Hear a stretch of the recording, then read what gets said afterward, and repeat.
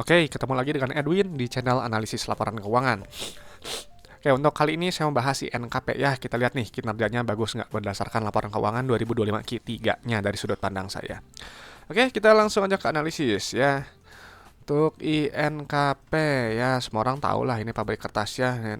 Oke, terus kita pertama cek dulu untuk riwayat pembagian dividennya ya. Dan dari data yang saya kumpulkan memang INKP ini dia bagus ya. Kenapa? Karena secara dividen dia jelas ya dari tahun buku 2013 sampai terakhir 2024 ini bagi dividen terus ya. Jadi perusahaan ini bisnisnya nyata menghasilkan nilai tambah untuk kita pemegang sahamnya ya.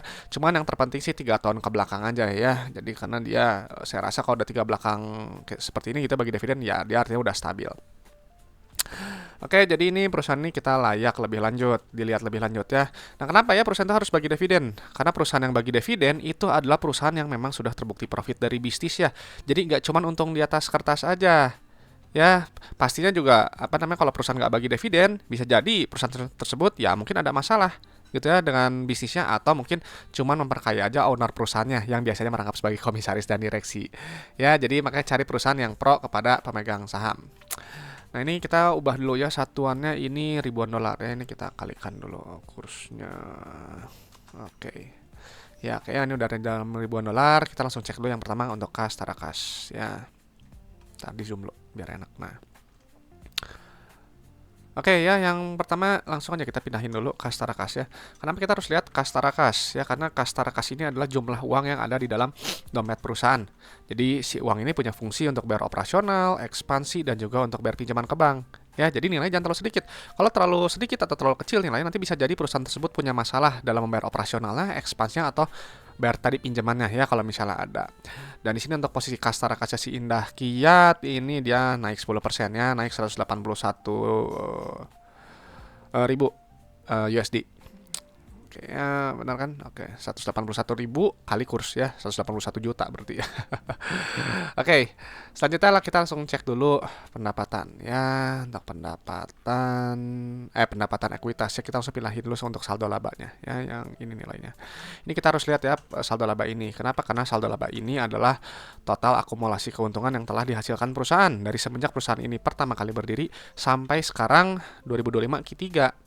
Ya, jadi si Indah Kiat ini dari dulu pertama kali berdiri ya sampai sekarang gitu ya 2025 Q3 itu telah menghasilkan total profitnya sebesar 4,5 miliar USD ya gitu kan nih satunya ribu ya kan berarti ribu juta miliar ya 4,5 miliar USD. Jadi ini perusahaan memang sudah terbukti untung, terbukti profit, saldo labanya positif, dia bisa bagi dividen. Ya, karena kalau perusahaan yang saldo labanya negatif atau defisit ya dia nggak akan bisa bagi dividen gitu ya, dan termasuk kategori perusahaan bermasalah ya karena rugi melulu gitu ya. Jadi kalau perusahaan yang bermasalah mau harga naik berkali-kali lipat juga tidak membuat saya tertarik untuk beli sahamnya ya. Oke, selanjutnya cek dulu untuk ekuitas pemilik ya, yang ini nilainya kita pindahin dulu.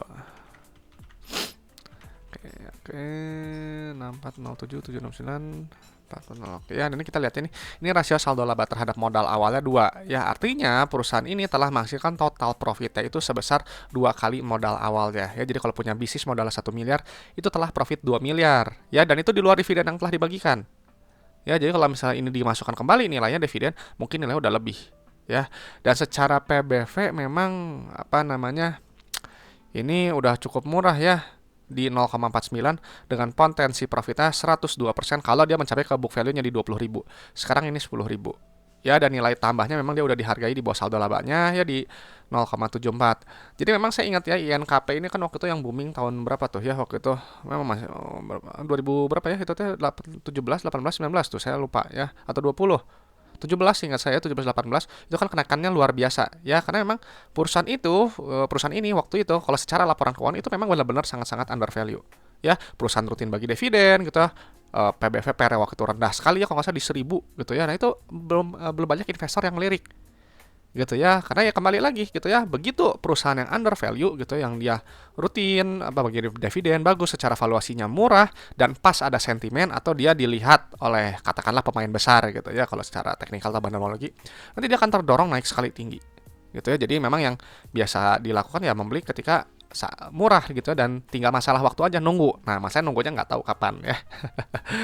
Oke, selanjutnya kita cek ke bagian laba rugi. Ya, jadi memang udah sewaktu itu Indah Kiat sama Techim ya. Nanti udah ini memang saya akan bahas Techim sih.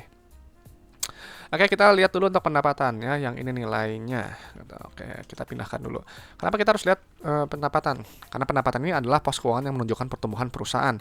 Jadi perusahaan yang baik, pendapatannya cenderung naik ya, berarti barang atau jasa yang dijual perusahaan gitu ya, kertas yang dijual si Indah gitu ya, dibutuhkan oleh customernya ya, dibutuhkan oleh pasar. Dan ini memang ada penurunan sedikit ya, untuk pendapatan turun 2% aja sih, nggak begitu signifikan lah. Nanti si pendapatan akan dikurangi harga modal barang atau jasa, nanti keluar laba bruto. Yang ini nilainya. Ya, kita pindahin dulu. Laba bruto ini harus dilihat. Kenapa? Karena si laba bruto ini menunjukkan inti efisiensi perusahaan dan juga untuk melihat kemampuan perusahaan menempatkan harga jual barang atau jasanya di atas harga modalnya. Lewat ini gross profit marginnya. Jadi misalnya 31%. Ya, jadi teman-teman misal jual kertas harganya 100.000 gitu ya. Nah, itu ambil profit kotor itu 31.000. Jadi 69.000-nya itu adalah harga modal barang atau jasanya, harga modal si kertasnya. Gitu, simpelnya seperti itu. Nah, jadi kita mencari ya laba bruto setinggi mungkin ya, gross profit marginnya setinggi mungkin sesuai dengan sektornya. Gitu, karena apa? Karena semakin besar laba bruto, nanti semakin besar juga ruang untuk laba bersihnya. Nanti si laba bruto kan nanti dikurangi beban operasional, non-operasional, beban pajak, nanti keluar laba bersih. Ya, ini inti dari laporan laba rugi. Ya, perusahaannya untung atau enggak. Nah, ini kita pindahkan dulu. Oke, 226. Oke ya. Dan ini kita lihat ya, memang untuk kinerja tadi pendapatan memang turun tipis, laba bruto juga turun, laba bersih tapi naik ya. Ini baik. Kita nanti memang harus dilihat juga ya pos keuangan yang naiknya kenapanya, dari pos keuangan yang mana. Nah, ini memang secara PER juga udah cukup murah ya, dia dihargainya secara PER di 7,6 kali ya, udah di bawah 10, jadi memang cukup murah.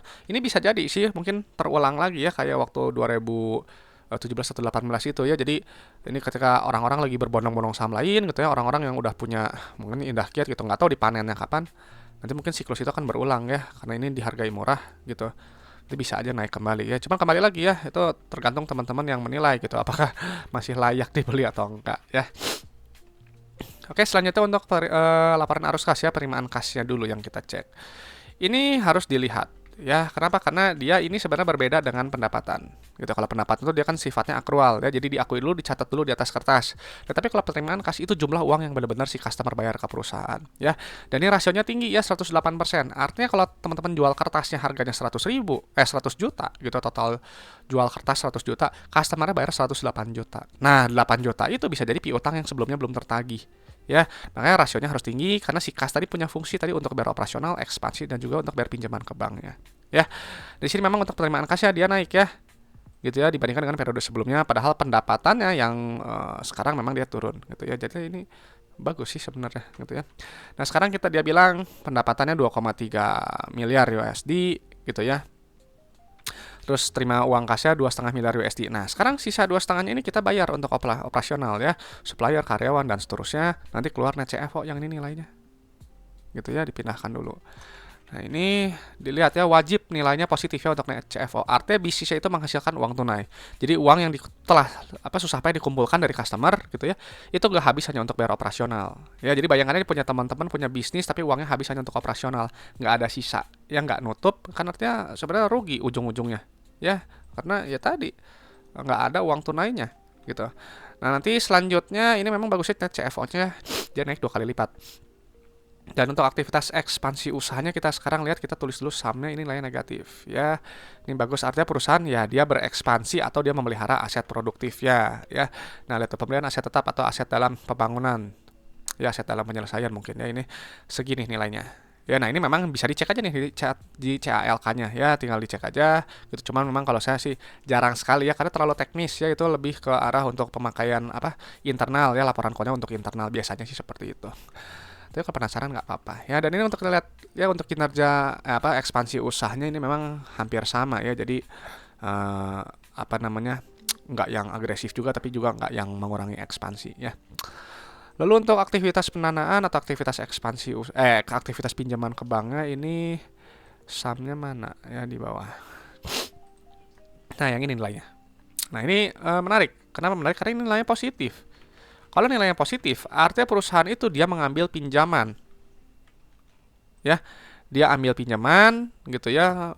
Jadi nggak melunasi gitu. Nah, dia penerbitan utang obligasi ya, penerimaan pinjaman jangka panjang, ada juga sukuk ya. Nah, ini kalau dia tadi ambil pinjaman atau obligasi juga, itu nanti dia nilainya positif. Tapi kalau negatif ya itu dia pembayaran dividen, terus juga dia apa? Pelunasan pinjaman atau pelunasan obligasi. Ya, jadi yang bagus kalau saya memang lebih sukanya dia yang negatif ya. Kenapa? Karena ya tadi akan memperkecil bunga gitu ya, bunga beban bunga dan juga tadi ada nilai tambah ya lewat dividen. Cuman nggak masalah gitu. Kenapa? Karena ini kalau dilihat dari si kondisi pola arus kas ya ini kan plus min plus ya, ada kenaikan kastara kas ya di 2 periode. Berarti memang untuk INKP dia memang sedang fokusnya ke bagian ekspansi usahanya gitu ya. Ini jadi dibiayai oleh operasional dan juga tadi untuk dari pinjaman dan juga dari obligasi ya. Nah, cuman memang segini sih saya rasa masih masih oke sih ya gitu ya, karena CFO-nya dia masih positif.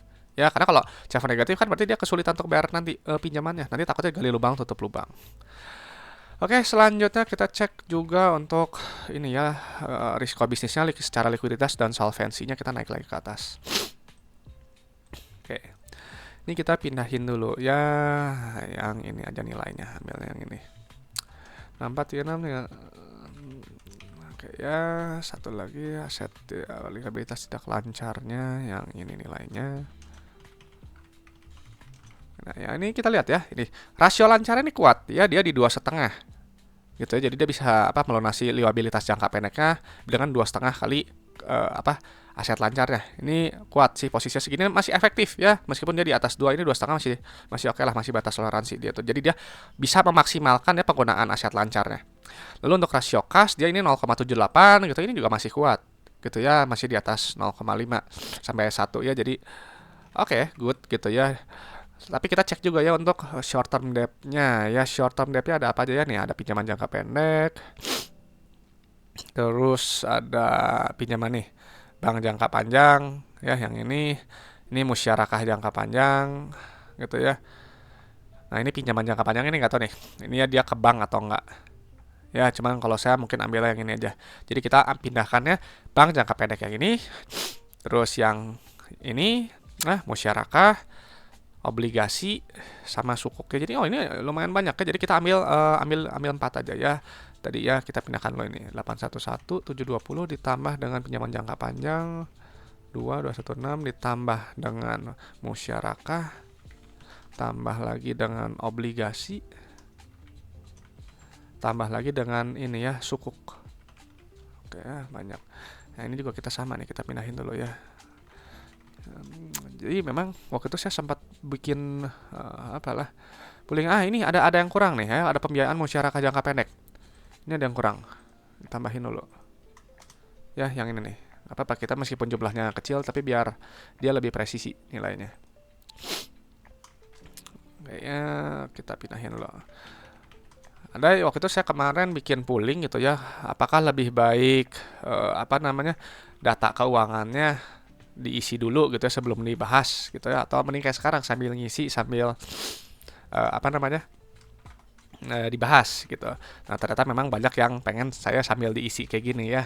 Mungkin biar belajar juga. Nah, ini untuk short term debt ini kita lihat ya, secara short term debt sih memang dia berkurang. Ya, kita lihat dulu poinnya udah sama 1 2 3 4 5 6. Yang ini 1 2 3 4 5 6 ya udah sama. Oke. Nah, ini sebentar. Oke ya udah. Ini kita untuk total utang jangka pendek ya, ini memang dia ada penurunan ya, dan secara rasio kas terhadap short term DP ini kuat sekali ya di 1,39. Artinya apa? Dengan kas yang ada nih 1,9 miliar USD dia bisa melunasi langsung utang jangka pendeknya langsung. Ya, jadi ini untuk secara likuiditas gitu ya, ini aman sih, masih rendah resiko ya. Lalu untuk jangka panjangnya ya, jangka panjangnya ini ada apa aja ya. Kita pindahin dulu deh dernya ya. Pindahin dulu. Ya, secara DER sih ini memang masih sehatnya, masih debt to equity-nya masih di bawah 1 di 0,86. Lalu untuk long term debt-nya ini pinjaman jangka panjang, musyarakah sama ini aja obligasi sama ini sukuk ya, 1 2 3 4 poin ya. Kita tadi ini dulu ya, 1466 tambah musyarakah jangka panjang tambah obligasi tambah sukuk ya. Oke, Ini juga sama ya, tadi jangka panjang, tambah tadi musyarakah, tambah obligasi sama sukuk ya. Oke ya. Ini kita lihat ya. Untuk long term debt to equity-nya ini masih sehat. Dia masih di 0,44 di bawah setengah ya. Jadi ini masih ya tadi masih dalam batas normal. Nah, untuk jadi secara keseluruhan sih memang untuk total debt ya dia ada penurunan ya, sebelumnya di 4,5 miliar, sekarang jadi 4,3 miliar ya, ada penurunan gitu. Utang seperti ini sebenarnya nggak masalah selama dia pembayarannya lancar. Makanya nanti di tiap kuartal ya kita harus cek untuk ini laporan arus kasnya gitu. Jangan sampai ada tanda-tanda dia macet gitu. Cuman selama CFO-nya positif gitu, terus pengambilan pinjaman nggak terlalu agresif, ekspansinya juga dijaga yang nggak terlalu agresif juga, biasanya sih dia akan lancar-lancar aja, bagus ya. Nah, jadi untuk si INKP setelah dipindahkan data-data keuangannya, memang untuk INKP ini perusahaan yang buat saya sih, menurut saya baik ya, karena riwayat pembayaran dividennya jelas 3 tahun ke belakang bagi dividen ya. Jadi dia ada nilai tambah ya. Dan memang seingat saya memang yieldnya INKP itu kecil sekali ya gitu. Cuman nggak masalah buat saya selama dia bagi dividen gitu ya, ya berarti dia memang bisnisnya nyata gitu ya. Makanya minimal ya Rp1 lah gitu ya per sahamnya gitu. Oke, terus tadi udah lihat saldo labanya positif setelah menghasilkan profitnya 2 kali modal awalnya. Ya, dan secara PBV ini udah cukup murah ya di 0,49 dengan potensi profit 102% kalau dia mencapai ke book value-nya di 20.480 ya, sekarang 10.100 dengan harga per 20 Januari ya. Lalu untuk per ini cukup murah juga ya, udah di bawah 10, tepatnya di 7,6. Secara pola arus kas ini memang masih sehat gitu ya, masih bagus gitu, dengan fokus perusahaan itu lebih ke ekspansi usahanya yang dibiayai oleh operasional dan juga tadi pinjaman ke bank ya. Lalu untuk secara likuiditas ini masih sehat ya, masih aman gitu ya, nggak ada potensi gagal bayar, dan juga solvabilitas juga masih dalam batas normal ya, meskipun ini mepet ya, hampir ke 0,5 gitu. Oke, itu aja mungkin pendapat saya untuk INKP. Nggak tahu nih, buat teman-teman menarik gak INKP? Ya, boleh sharingkan pendapatnya di kolom komentar. Dan teman-teman harus tahu kalau analisis laporan keuangan ini hanyalah sebagian kecil dari fundamental. Hanya menilai kinerja masa lalu sampai 2025 Q3. Jadi untuk Q4 sekarang berjalan, sekarang 2026 bagaimana, tahun ke depan gimana, nah itu silakan teman-teman analisis lebih lanjut ya, sendiri. Ya, dan proyeksikan apakah masih bagus atau enggak. Ya, dan sekali lagi saya hanya bahas kinerja kinerja perusahaan berdasarkan laporan keuangannya aja ya 2025 Q3. Jadi untuk masalah harga gitu ya, kalau harga besok naik atau turun ya kembalikan aja ke market ya, terserah market mau menentukan di harga berapa. Dan juga sekali lagi untuk valuasi murah atau mahal kembali lagi ke penilaian teman-teman ya. Oke, itu aja. Kalau ada pertanyaan, ada request saham, langsung tulis aja di kolom komentar supaya nanti saya respon ya. Oke, terima kasih sudah menyimak. Semoga bermanfaat. Semoga sharing dari saya ini bisa memperkaya pandangan teman-teman dalam menilai suatu perusahaan.